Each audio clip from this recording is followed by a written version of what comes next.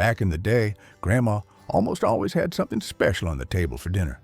It wasn't about expensive ingredients or fancy recipes, just simple food filled with a lot of love. The smell of curry stew, baked cookies, or those familiar desserts. You would never leave Grandma's house hungry. In this video, let's take a look back at 20 dishes that were once Grandma's legends. Simple recipes that hold both childhood memories and the familial love that nourished generations through tough times. Peanut butter cornflake cookies? Not every cookie in Grandma's magical cookie jar needed to go through an hour of complicated oven baking. Sometimes the magic came from cookies finished in the blink of an eye. This peanut butter cornflake cookie was truly a staple in the cookie jars of many grandmas back then. It's a fun treat, famous for its unique mix of crunchiness from the cereal and the rich, creamy flavor of peanut butter. Grandma only needed basic ingredients that most families had on hand in the kitchen: butter, sugar, peanut butter, cornflakes, and a few other simple things.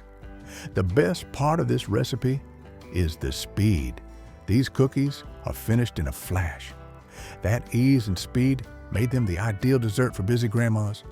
For many, this cookie was a deeply loved childhood favorite. The feeling of those crunchy cornflakes coated in the smooth, sweet peanut butter filling defined a perfect after-school snack flavor. They were also a must-have at family gatherings where everyone, from little kids to grown-ups, loved its unique flavor combination and satisfying texture. This recipe became widely popular in the 1950s, not because it was complicated, but because of its simplicity and practicality, using ingredients that were easy to find.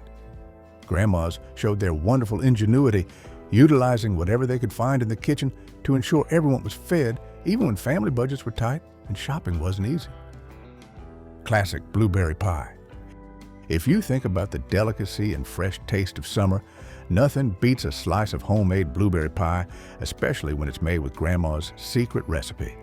This dessert was the star of summer dessert tables. Grandma's version was loved by everyone for its perfection in every detail. The crust was skillfully made, purely crispy and buttery, embracing the juicy filling. The filling was always packed with plump blueberries picked fresh locally in midsummer when they reached the peak of their ripeness and natural sweetness. The perfect balance between the crunchy crust and the juicy berry filling created a wonderfully satisfying culinary experience. Grandma's classic blueberry pie used to be the life of the Thanksgiving party. This pie has deep roots tracing back to the American colonial era, where blueberries were abundant in nature. People back then took advantage of the abundance of this fruit to create dishes that were both delicious and economical. This is a great example of how cuisine was shaped by locally available ingredients, a cleverness born out of necessity. Sadly, nowadays, finding blueberries at the height of their ripeness is not easy. And with the appearance of more modern desserts, this classic pie has disappeared from many family dinner tables. Ground beef curry dish. When Grandma opened her cookbook, the recipes weren't always focused on sweets. Her curry stews were absolutely delicious too. The ground beef curry dish is comfort food at its best, the ultimate midweek dinner. The simplicity of preparing this dish is why it was so loved. It combines ground beef with vegetables, creating a hearty stew. The main highlight is the topping. It was often covered with a layer of cheese or crispy breadcrumbs. In fact, if memory serves, Grandma would often add a few carrots if begged enough. This curry stew was the top choice for busy weeknights and family gatherings. Grandma's version was especially beloved for its rich flavor and, more importantly, how it gathered the whole family around the dinner table. It provided a sense of pure coziness. The origins of this dish can be traced back to the 1950s, a time when tight budgets were a major concern. Stews became a popular way to feed a crowd. The ground beef curry dish exemplifies the ingenuity of turning basic ingredients into a hearty and nutritious meal. Sadly, it has fallen out of favor in modern menus. Although forgotten, its taste remains a gentle reminder of comfort and family affection. Egg yolk cookies. If there is one recipe tied to Grandma's resourcefulness and making the absolute most of things, It is the egg yolk cookie. Egg yolk cookies are a delicate treat often overlooked. However, Grandma's egg yolk cookies were legendary. The story of the egg yolk cookie has become a legend in the kitchen. Legend says this dish was the result of a sweet accident when Grandma decided to use up leftover egg yolks from other recipes.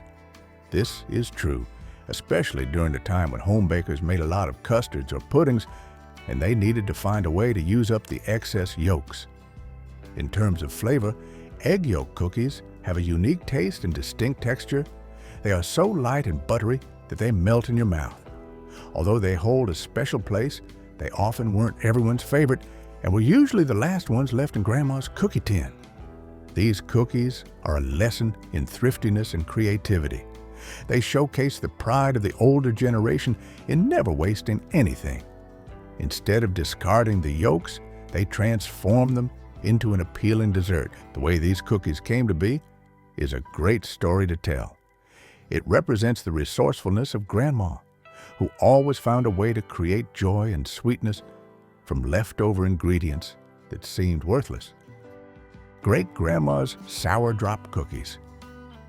Sometimes, the best culinary secrets come from the generation before our grandmas, and Great-Grandma's Sour Drop Cookies are a prime example. This is a delightful surprise, a classic cookie that carries a perfect blend of softness and an unforgettable slight sourness thanks to the addition of sour cream. These are considered one of the simplest forms of cookies to make. They are also called drop cookies because the dough is so soft that Grandma only needed to use a spoon to drop them directly onto the baking sheet without any complicated kneading or cutting. This simplicity does not diminish the quality. On the contrary, it creates an incredibly soft and moist texture. These cookies were often enjoyed in the simplest way, with a light dusting of powdered sugar on top, or covered with a thin, sweet glaze. This unusual addition of sour cream made many people's childhood 1,000 times better. The slightly sour, rich flavor of sour cream, combined with the sweetness of the cookie, creates a complex flavor that is hard to find in modern sweets. Sour cream was a popular ingredient in baking in the early 20th century. It was used to add wonderful moisture and a slight tang to both cookies and cakes, especially useful when other ingredients were not perfectly fresh. This dish is living proof that sometimes the most surprising flavors, the combinations that seem random, can be found in the most unexpected places. It shows the cleverness of your great-grandma and grandma in creating unique, high-quality dishes just from basic ingredients. If this video warmed your heart, hit that hype button to help it reach more people, because there are plenty more nostalgic journeys waiting for you to explore. Grandma's shoe fly pie. When you think about comfort foods, you often picture sweet and familiar pastries. However, your grandma also had more unique recipes. This Pennsylvania Dutch classic is an authentic American flavor, a pie that brings both pure coziness and its own distinctiveness. The secret to Grandma's great shoe fly pie lies in the molasses filling. The filling is a thick, sticky mixture consisting of molasses, brown sugar, and rich spices. Although it sounds complicated and requires precision, in reality, this dish is quite easy to make. The filling can be done in just a few minutes, and the crumb topping is also simple just by mixing basic ingredients. The richness and warmth of the spices are the trademark of this pie. Grandma's shoe fly pie was a must-have staple at large family picnics where everyone looked for a sweet, rich slice. This dish was also a key highlight on the dinner table during major holidays and was often served with a hot cup of coffee, creating a perfect flavor combination. Shoe fly pie gained great popularity in the 19th century, a time when molasses was a more common and economical sweetener than white sugar. The name of the pie is thought to originate from the practical necessity of shooing flies away from the sticky, sweet, fragrant molasses filling.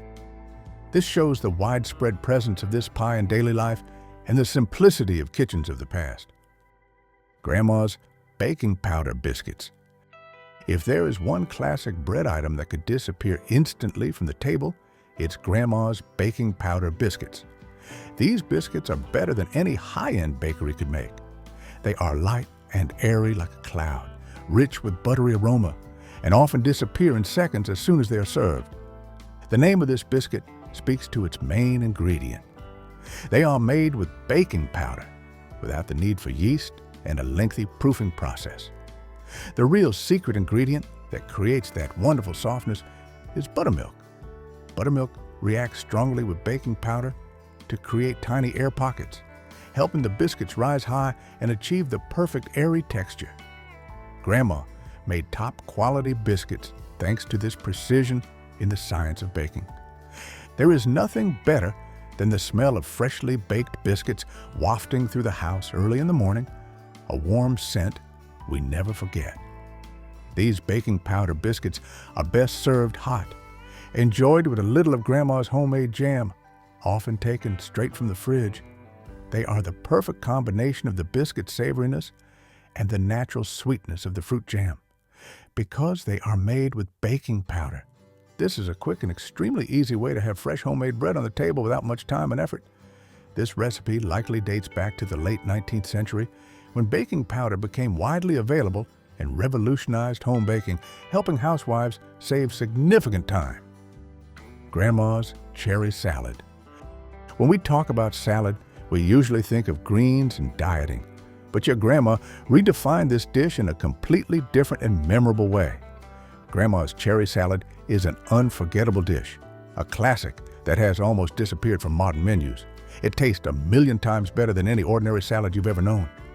Picture a wonderful, creamy, fluffy, smooth mixture combining sweet canned cherries, chewy marshmallows, and a distinctive sauce that only Grandma knew how to make. This combination creates a dish with an incredibly unique texture and flavor, both sweet and refreshing. This is not a dish for minimalists. It is an explosion of flavor and joy. This was the most loved dish at the kids' table during family gatherings. The joy of eating it, the feeling of biting into those chewy marshmallows was as important and memorable as the flavor itself. Cherry salad is a crowd pleaser, always leaving people wanting more and often the first thing to run out at the buffet. Cherry salad was a popular choice for potlucks and family gatherings in the mid-20th century, a time when the trend of adding fruit to salads became widespread, turning them into a sweet dessert.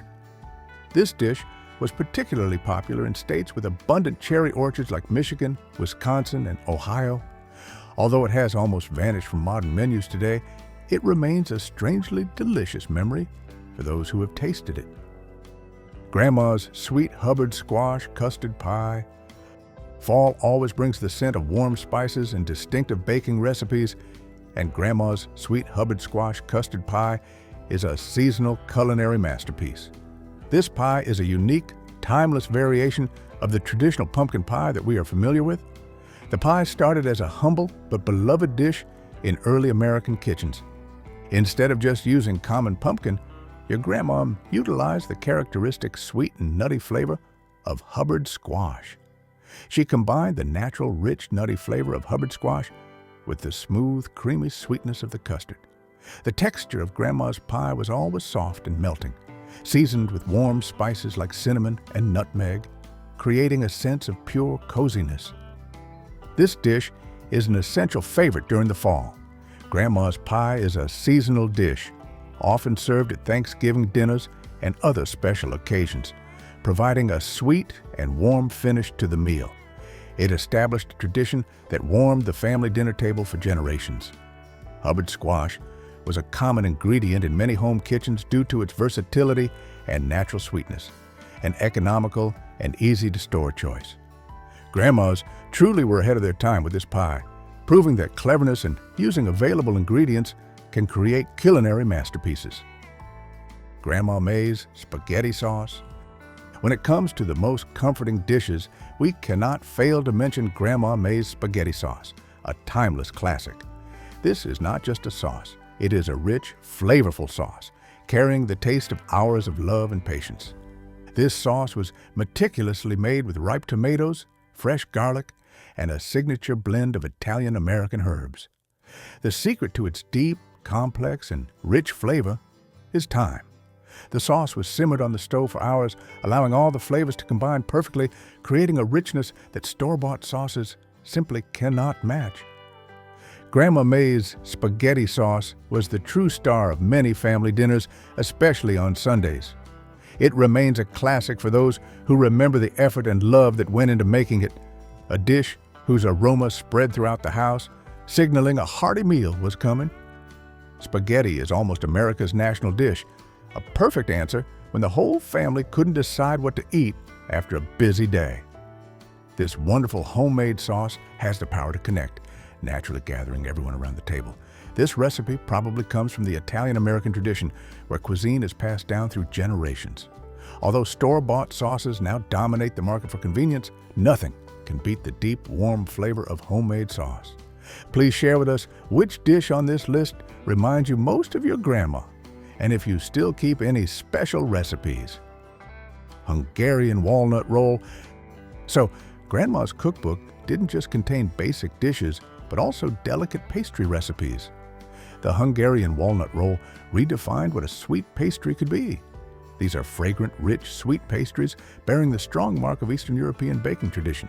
These pastries are a combination of a soft, leavened dough crust stuffed full of a sweet and rich walnut mixture.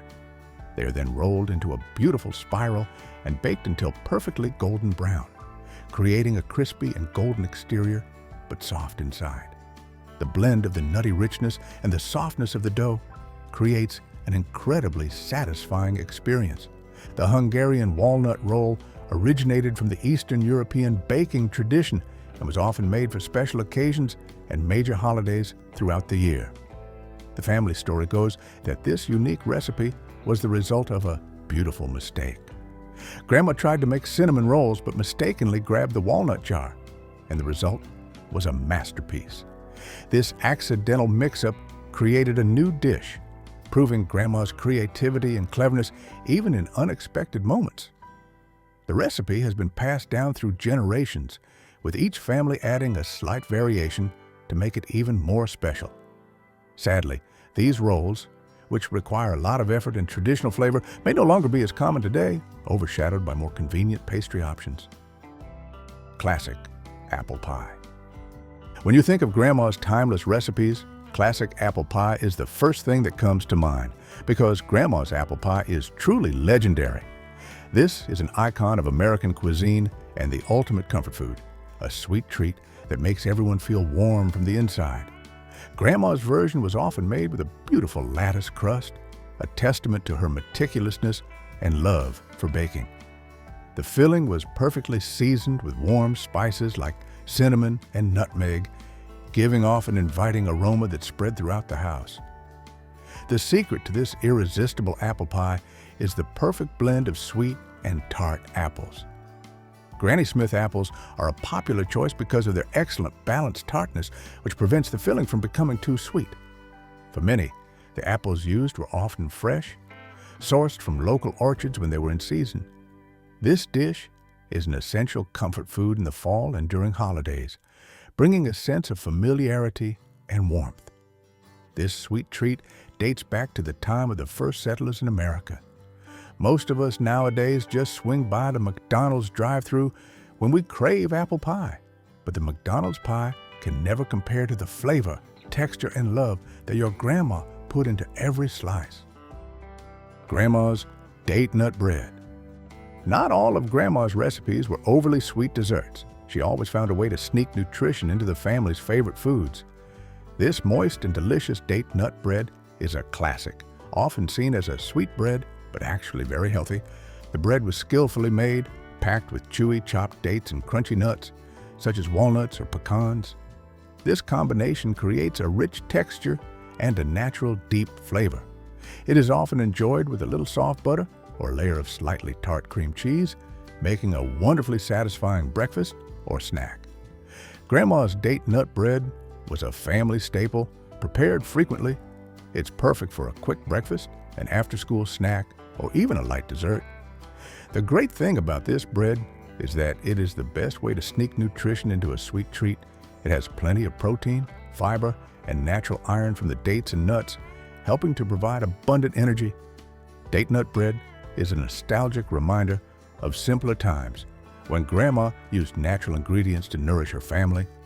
Sadly, this bread may no longer be commonly made today, as other quick breads have taken precedence. Mima's Milk Pudding. If you grew up in the southern U.S., you'll remember Mima's Milk Pudding, a dessert that brings a sense of warmth and comfort. This humble dessert was a staple in many southern kitchens, providing a light, sweet finish to any meal. The greatness of this pudding lies in its simplicity. It is made with just a few basic ingredients: fresh milk, sugar, and a touch of fragrant vanilla. Grandma decided to elevate it by sprinkling a little warm nutmeg on top or adding a dollop of fluffy whipped cream, creating textural perfection. Mima's Milk Pudding is a classic example of how the simplest dishes can be absolutely delicious. This is the classic and simpler version of rice pudding, which is a more complicated dish. Milk pudding dates back to early American cuisine, where it was often enjoyed as a light snack or as a clever way to use up excess milk, avoiding waste. The ingenuity in utilizing ingredients completely is a beauty that your grandma passed down through this dish. This dish brings a soft, warm, and sweet feeling, a perfect mental remedy after a long day. It reminds us that love can be wrapped up in the simplest recipes. Grandma McAndrew's Irish Soda Bread. Sometimes the simplest foods hold the greatest power to connect us, and Grandma McAndrew's Irish Soda Bread is one of them. This is a simple yet delicious bread, bearing the characteristic flavor of Irish culinary tradition. The bread is made with just a few ingredients: flour, baking soda, buttermilk, and a pinch of salt to balance the flavor. Baking soda is used as the main leavening agent, helping the bread rise without yeast. Grandma McAndrew's version is famous for the characteristic slight sourness from the buttermilk and its crispy golden brown crust. This bread is the perfect accompaniment for dipping into rich stews or enjoying with a small piece of butter, melting right when the bread is still warm. It has a rustic appearance, but looks appetizing, and the flavor is impeccable. Irish soda bread has deep roots in Ireland, a dish born out of necessity and ingenuity, using available ingredients to create quick bread. A special detail is that the classic cross mark that Grandma McAndrew cut on top of the Irish soda bread was not just for decoration, but also symbolized the Christian cross, a cultural tradition maintained in her kitchen. This bread is extremely versatile, capable of being shaped into scones, muffins, or even pancakes, depending on the baker's creativity. If these dishes brought back memories of your grandma's kitchen, don't forget to like and subscribe. We've got plenty more heartwarming stories to share from the classic recipes an entire generation grew up with. Great-grandma's peach cobbler. If classic apple pie has a worthy competitor for the title of ultimate comfort food, it is great-grandma's peach cobbler. This classic dessert is a sweet invitation from the American South. This cobbler has a sweet, juicy peach filling, often made from fresh peaches during the summer months. Topped is a biscuit-like crust, baked to a perfect golden brown, crispy perfection. The recipe is treasured for its perfect balance between the sweetness of the peaches and their natural slight tartness. Grandma mastered the art of creating this harmony, making the dish incredibly rich and satisfying. This dish is often served warm, and nothing is better than placing a scoop of cold vanilla ice cream on top of the crispy crust. The hot-cold combination adds to the excitement. It used to be a common sight everywhere in bakeries and family parties. Peach cobbler originated in the American South, where fresh peaches were abundant during the summer months. Like many of Grandma's dishes, this is an example of utilizing locally available ingredients to create a quality meal. Sadly, this dish is no longer as popular as it once was and is often replaced by more complicated desserts like peach crumbles. This cobbler is a reminder of the fresh, natural flavors of summer. Grandma's caramel popcorn balls. Grandma's table didn't just have large meals, but also small, yet equally memorable snacks. Caramel popcorn balls are sticky, sweet treats, a must-have favorite for movie nights and holiday parties. This delightful candy is made with freshly popped popcorn, which Grandma evenly coated in a rich, glossy caramel sauce. The mixture is then shaped into round balls. Sometimes, Grandma would elevate this treat by rolling it through additional coatings like crunchy nuts or colorful sprinkles. The combination of crunchy popcorn and the sweet, sticky caramel layer creates an incredibly fun texture to eat. These popcorn balls are as fun to make as they are to eat. They are a wonderful activity for the whole family, where everyone participates in shaping and forming the candy.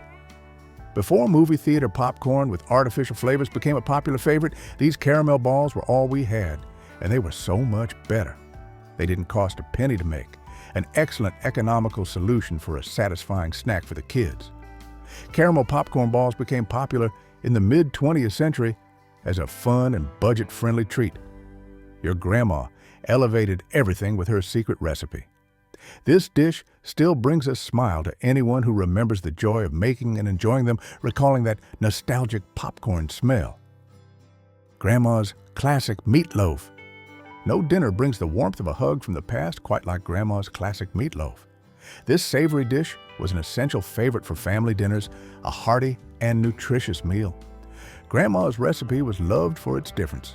Instead of being dry and hard like other versions, Grandma's meatloaf always maintained a moist, juicy interior and had a delicious, rich crust formed during baking. This dish was often served in the most classic way, accompanied by a mountain of creamy mashed potatoes and boiled or steamed vegetables. Its rich flavor and satisfying texture were Grandma's trademark.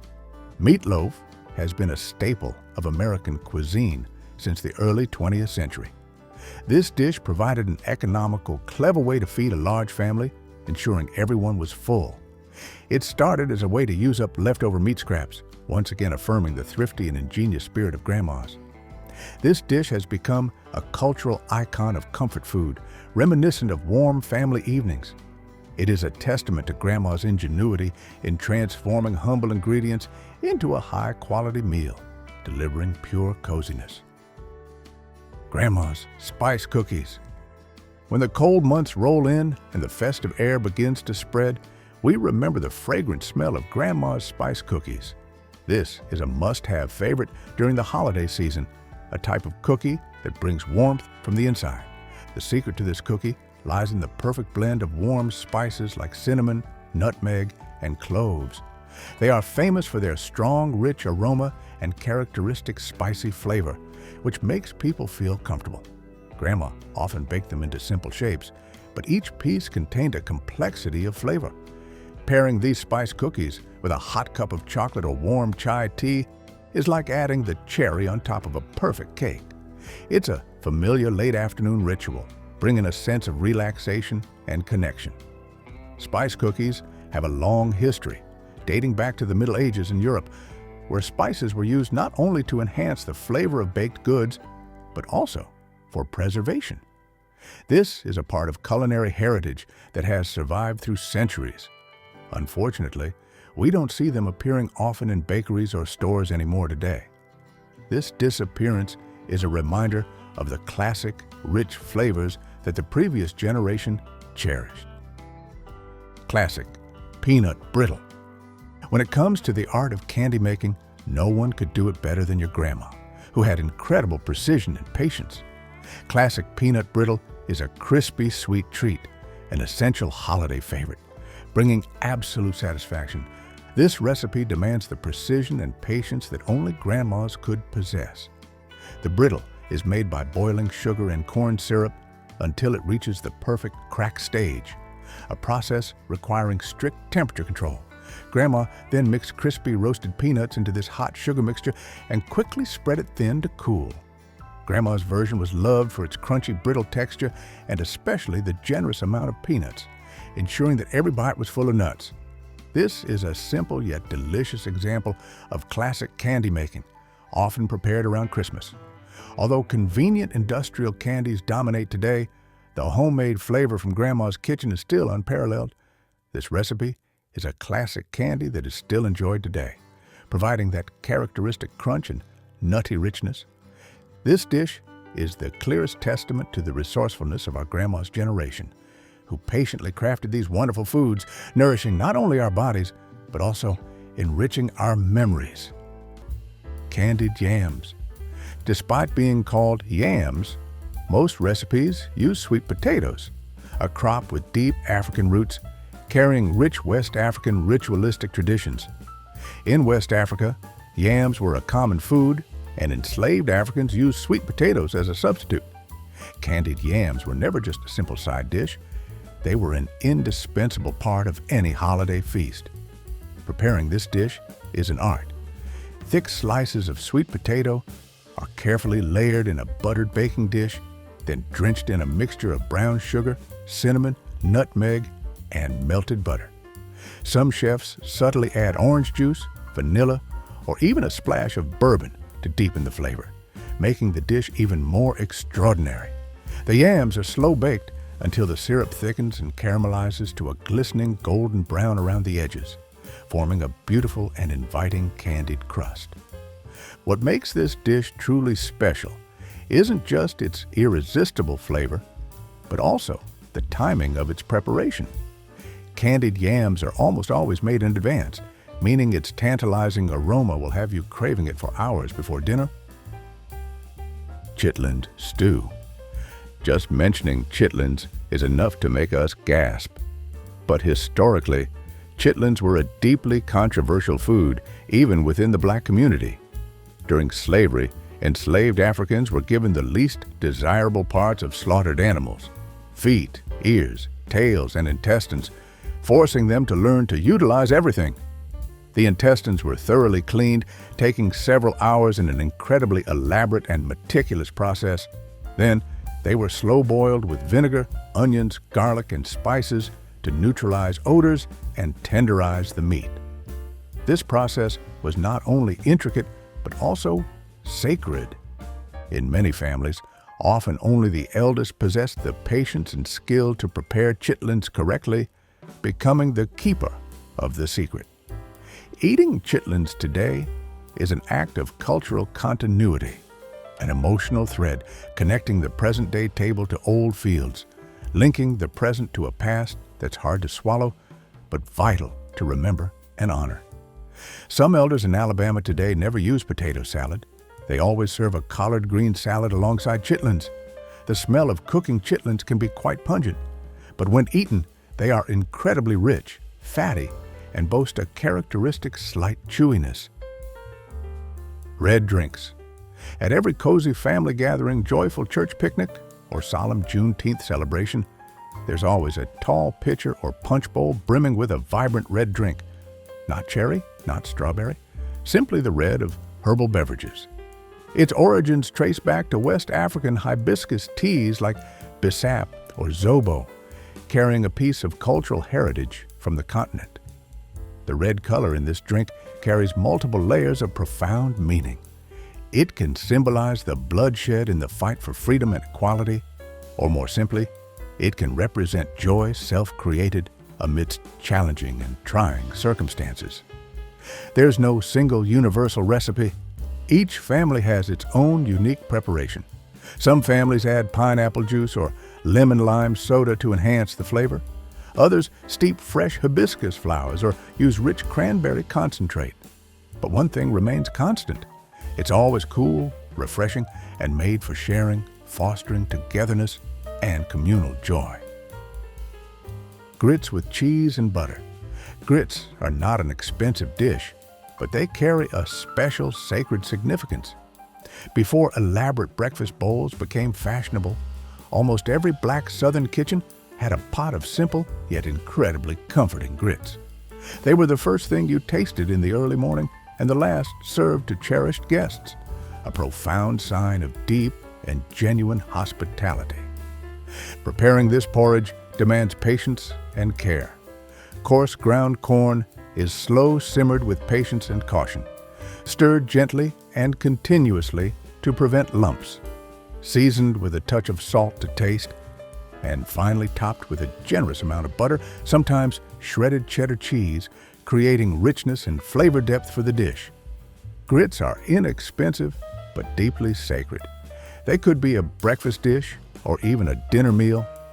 Originally a simple meal for fishermen along the South Carolina coast, they later became a signature dish. For children growing up in those kitchens, the sound of a spoon scraping the bottom of the pot was the unmistakable signal that breakfast and the new day had officially begun. Peach cobbler.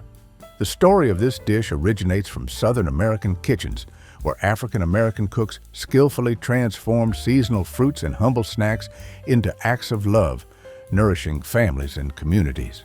The rustic style of the cobbled crust is even more unpretentious than traditional pie, sometimes scooped on like charming small dumplings, other times carefully rolled into an even topping. The filling is meticulously seasoned with cinnamon, nutmeg, and a hint of lemon juice to enhance the natural sweetness of the peaches, creating a perfect balance. The cobbler will bubble in the cast iron skillet until the fruit topping caramelizes to a glistening golden brown around the edges, and you can hear its enticing sizzle as it cools. This dish was often reserved for cozy Sunday dinners, reunion parties, friendly gatherings, and even first dates, as a subtle way of saying, "You're home now," a warm welcome. Sugar was precious, flour was rationed during wartime, but somehow there was always enough to make peach cobbler. The corner piece, always with an extra bit of crispy crust, was invariably reserved for the eldest at the table, signifying deep respect and affection within the family. In your family, what dish always appears on Sundays, or what's a secret stew recipe? Comment below and let us know. Neck bone soup. Neck bones, a cut of meat often overlooked and undervalued, discarded by white chefs. But black cooks understood better than anyone else. They knew that rich flavor resided deep within the bones, and slow, long simmering in a pot of neck bone soup could transform poverty into poetry, creating a profoundly meaningful dish from humble ingredients. In many families, this was an everyday dinner, simple, unpretentious, and incredibly nutritious, warming the hearts of every member. Neck bones are seared to a golden brown first to lock in their flavor, then gently simmered with aromatics like onions, celery, garlic, and sometimes carrots, until the broth becomes smooth and sweet. The meat will gradually separate from the bones into tender strands, melting in your mouth.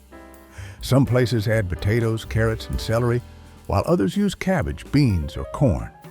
Seasonings will include salt, pepper, garlic, or even bay leaves, creating an unforgettable rich flavor. Black-eyed pea fritters, akara. In the past, African American families meticulously prepared fresh black-eyed peas by soaking, peeling, and grinding them by hand.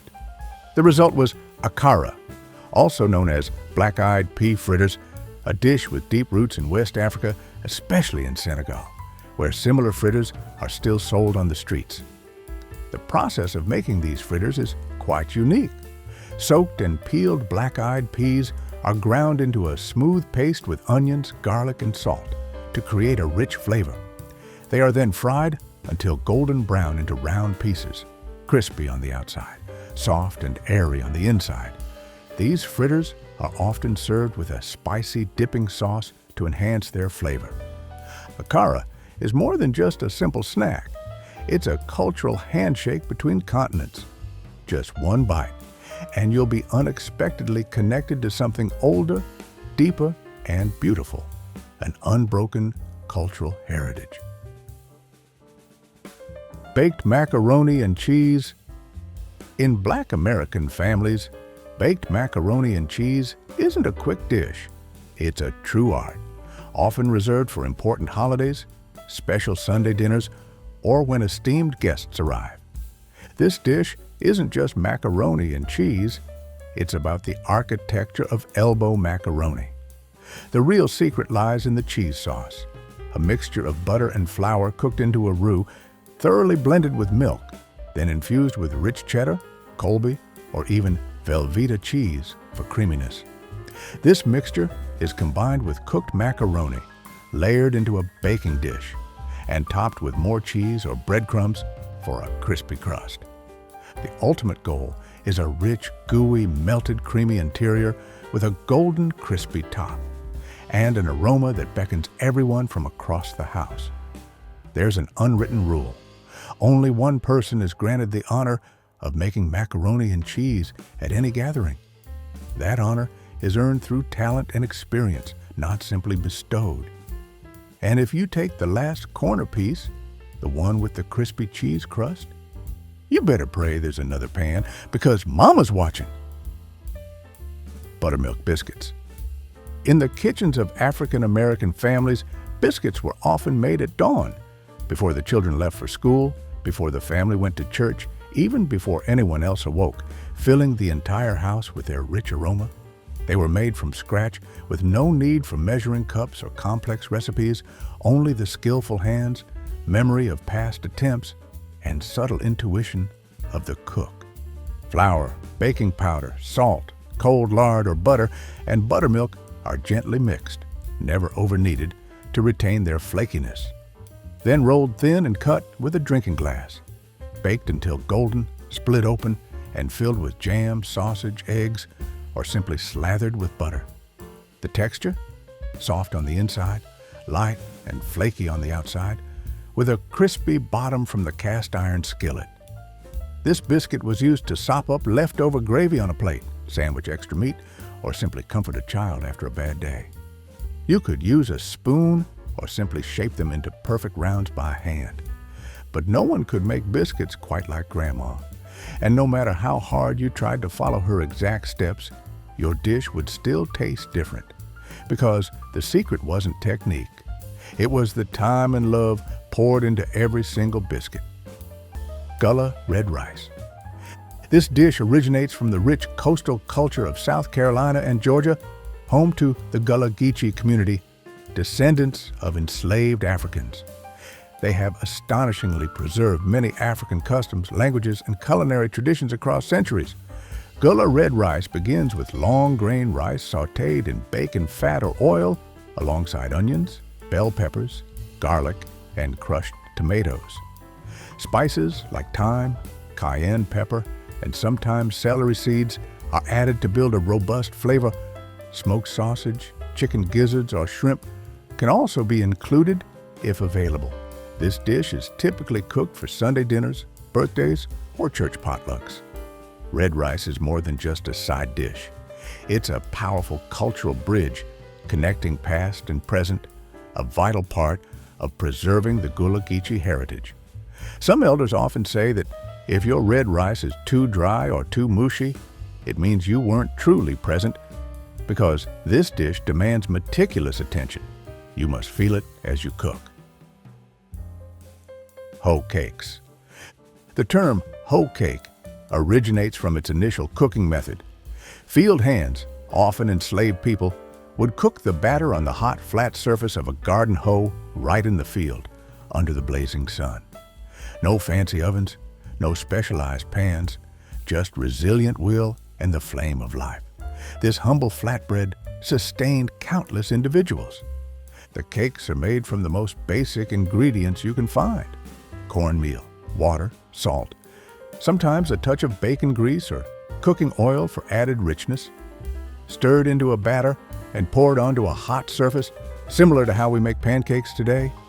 Once cooked, the hoe cakes boast a slightly crispy exterior and a tender, rich interior with the natural sweetness of corn. Over time, the recipe evolved, with some versions adding buttermilk or eggs for a fluffier, softer texture, yet retaining its core spirit.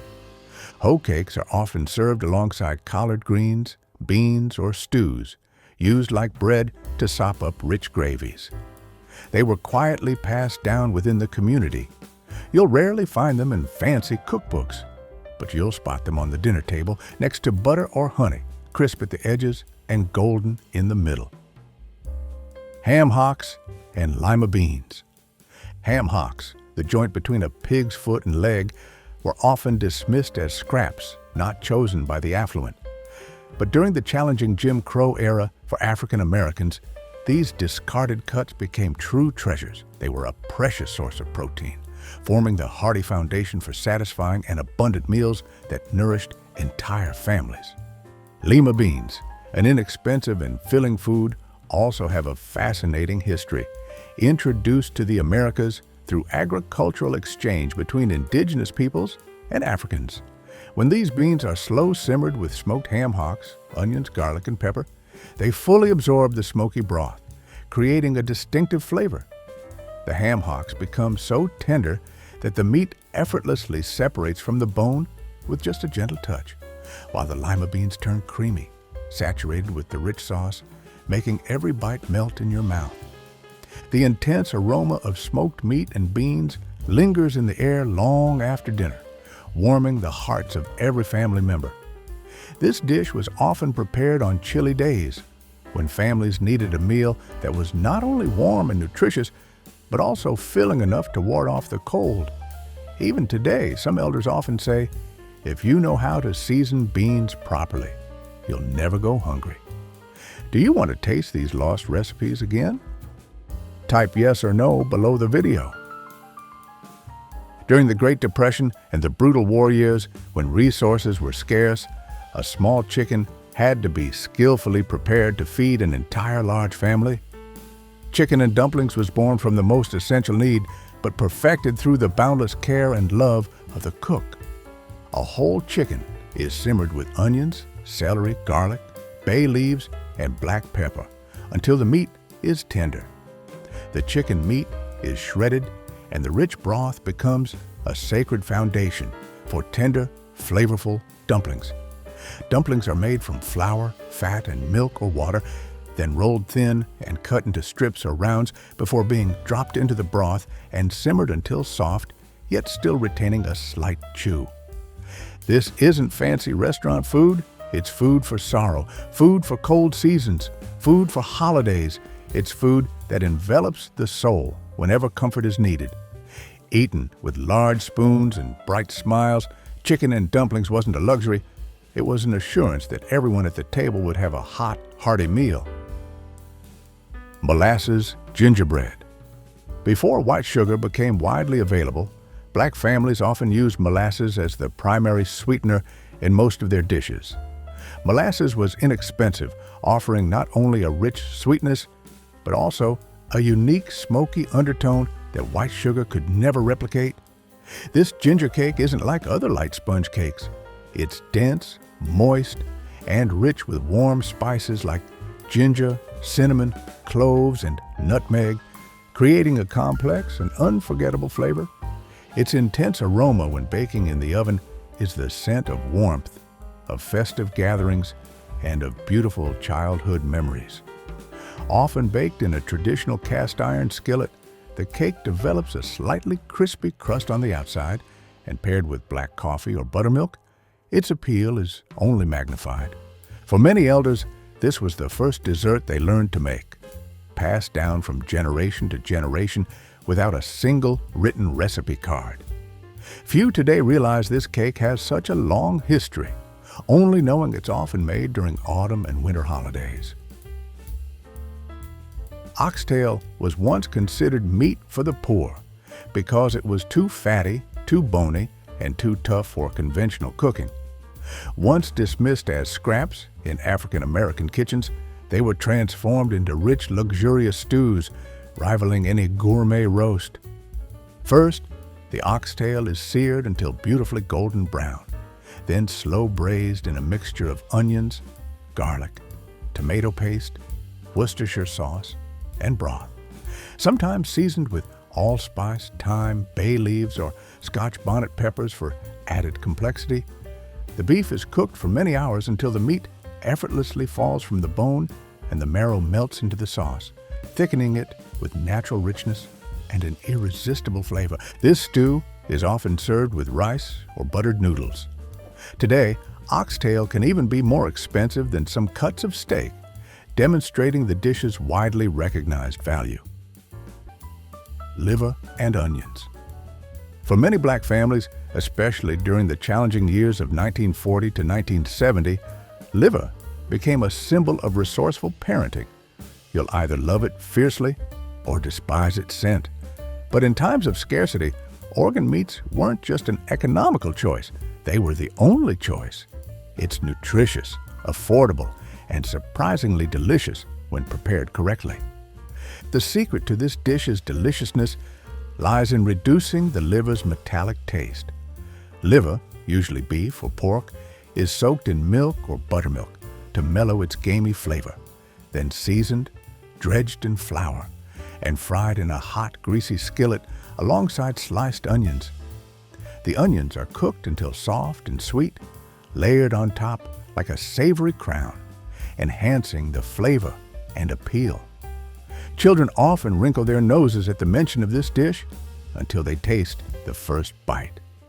Then they understood the issue wasn't personal preference, but the dish's very presence. It meant Mama or Grandma had made the most of what she had, still managing to put a hot, nutritious, healing meal on the table. It wasn't fancy, it was essential. And that's what made it unforgettable, etched deep into every family member's memory. Chicken gizzards.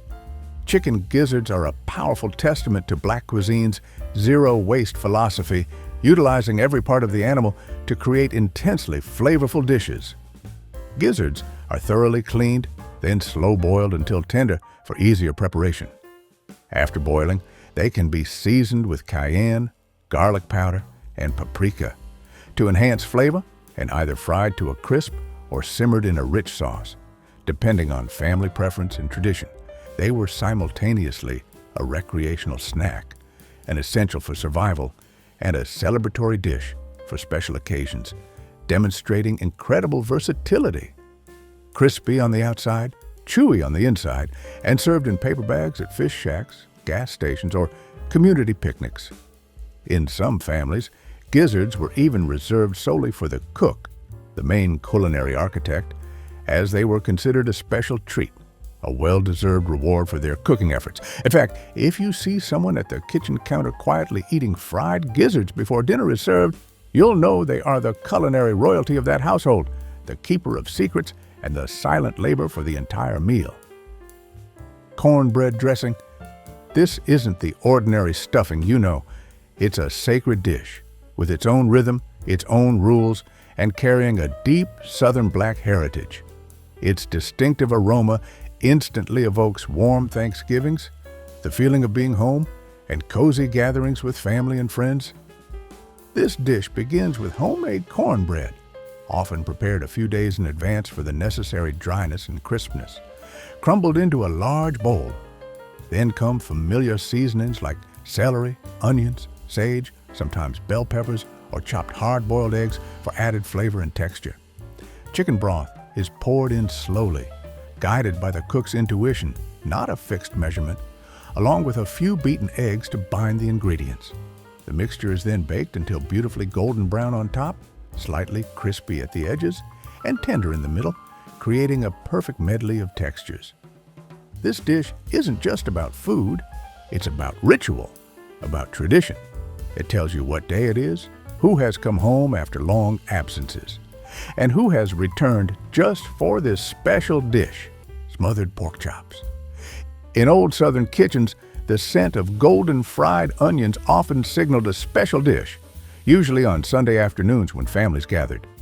That's braised pork ribs, an indispensable icon of Black Southern cuisine, cherished not only for its rich flavor, but for its magic in transforming the humblest ingredients into a lavish meal. During the challenging Great Migration, these seemingly inexpensive bone-in pork ribs became an unexpected lifesaver, feeding large families. Each thick piece of pork rib was meticulously seasoned with salt, black pepper, paprika, garlic powder, sometimes a touch of cayenne for a subtle kick, awakening the meat's distinctive flavor. Then, lightly dusted with a thin layer of flour and pan-fried to a golden crisp on both sides in a sizzling cast-iron skillet, creating a crunchy exterior that's still locked in the tender moisture within. The true magic begins when the pork ribs return to the skillet, submerged in a rich, velvety golden brown sauce crafted from those very same leftover onion slices.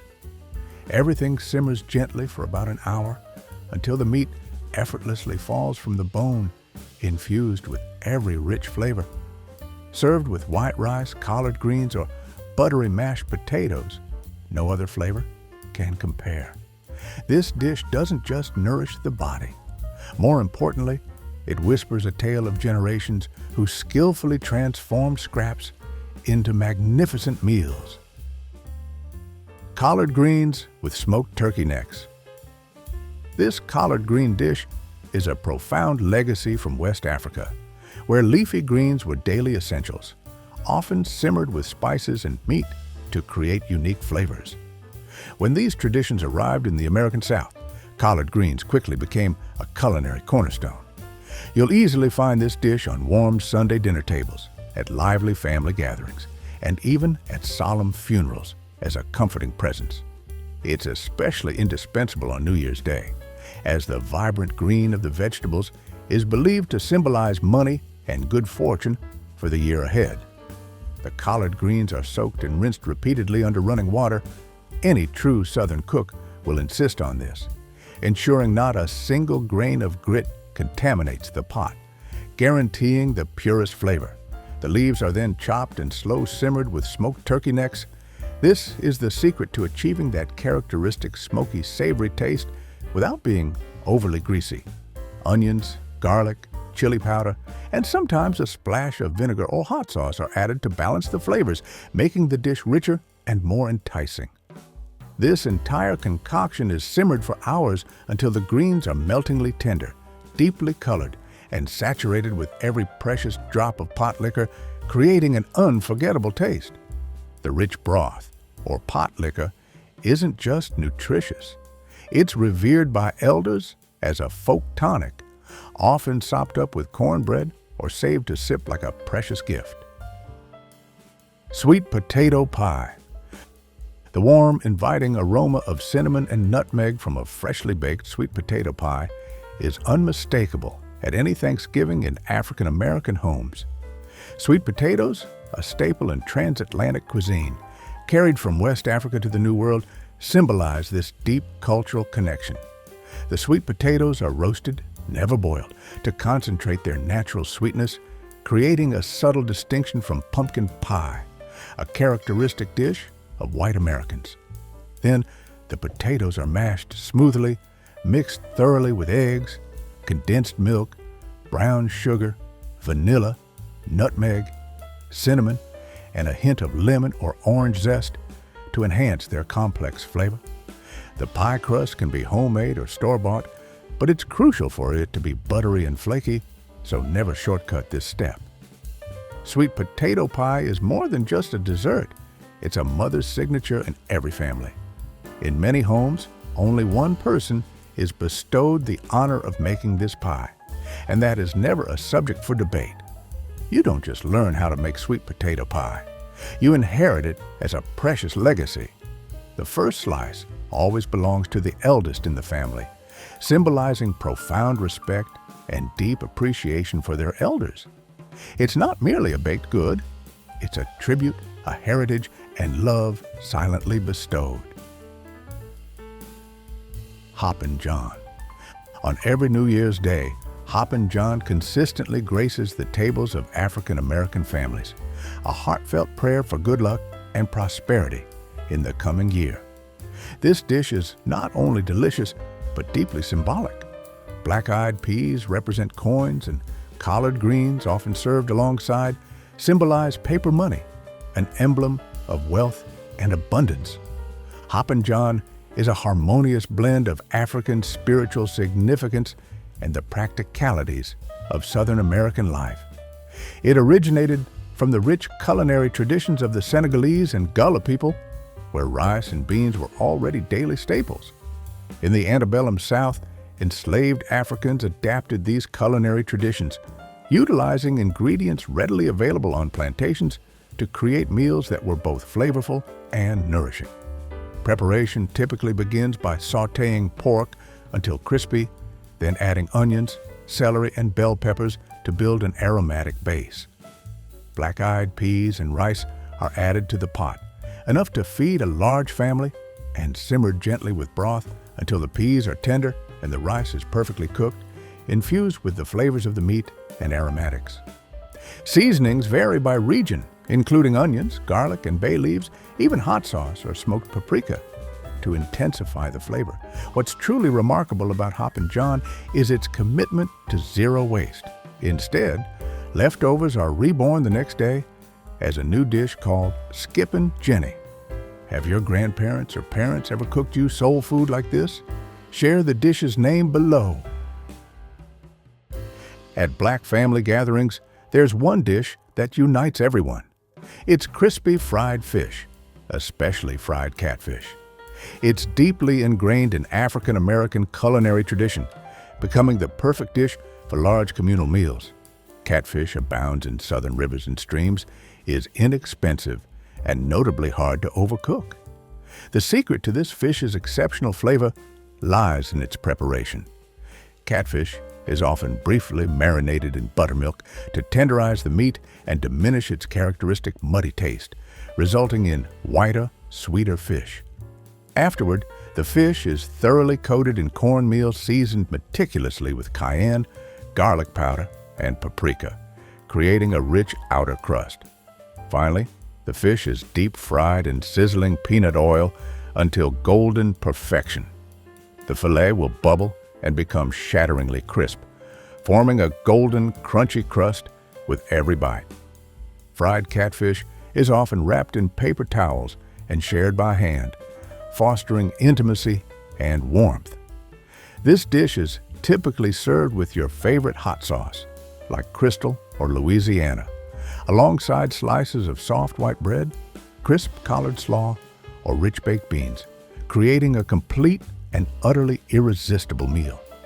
Some also add lemon slices or tartar sauce, beloved by grandmothers and mothers.